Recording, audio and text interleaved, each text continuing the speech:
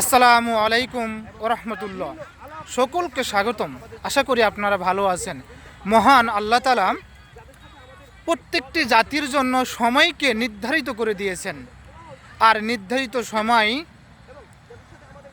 পর্যন্ত সীমাবদ্ধ। আর এই নির্ধারিত সময় আসা পর্যন্ত এক মুহূর্ত সামনে অগ্রসর হবে না। সেই মহান আল্লাহ তাআলার ডাকে সাড়া দিয়ে পরকালে চলে যাবে সেই জাতিগুলো।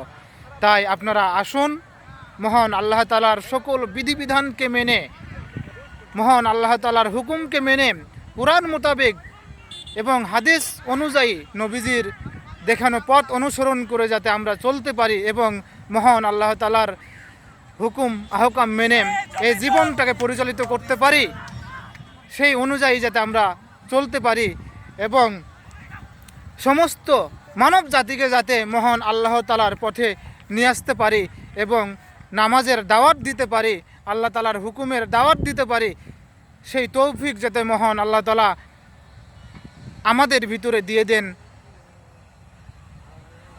আল্লাহ হাফেজ।